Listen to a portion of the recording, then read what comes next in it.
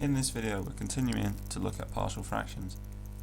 For the A-level specification we only have to look at two forms, and those are the forms where we have a linear numerator. So the first one we looked at in the last video, but we'll just write down again. All the A, B, C and D here are constants. X is a variable. So this is identical to capital A over x plus c plus capital B over x plus d, where again A and B are constants too, so A, B, C, D given, and A and B unknown. Okay, so we're looking to find A and B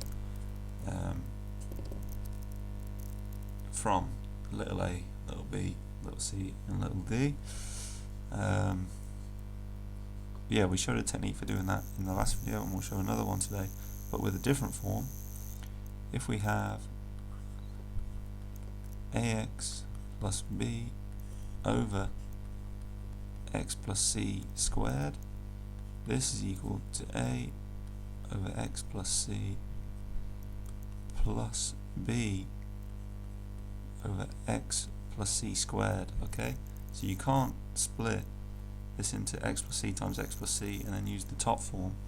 It doesn't quite work out, because then you'd get, if you tried to split this, ax plus b over x plus c times x plus c, which is still holds, but then you use this top form, you would get a plus b over x plus c times x plus c, and you need ax plus b on the top, so there's no way of getting x terms, so you have to have this x plus c squared here. Okay, so now we're going to do an example.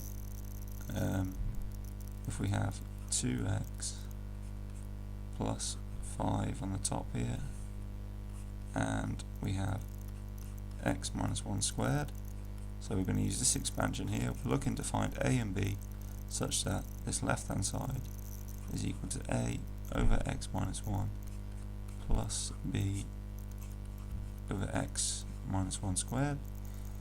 So we're going to multiply up by x minus 1 squared, so we've got 2x plus 5 is identical to a multiplied by x minus 1 plus b. Last time we used, I believe, equating coefficients, so we're not going to use that method here, although it would be a very quick and easy method to use. We're going to plug in different values of x, so I'm going to take x equals 1, and this gives us the equation 2 times 1 plus 5, so 7.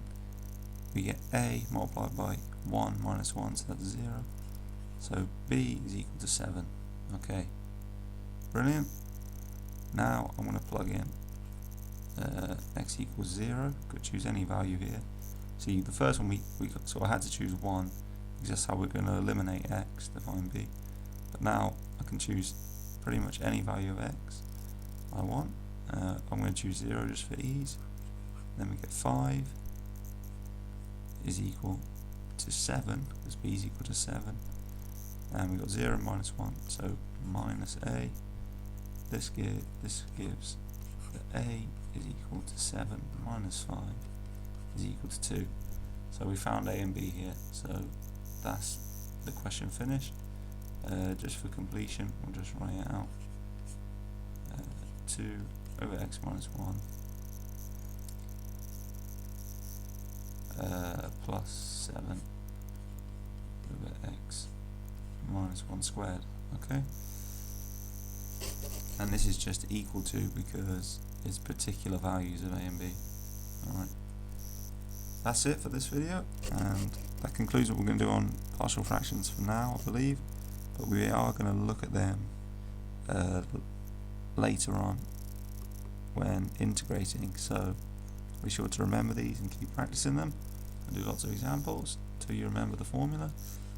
And yeah, I hope to see you in the next video.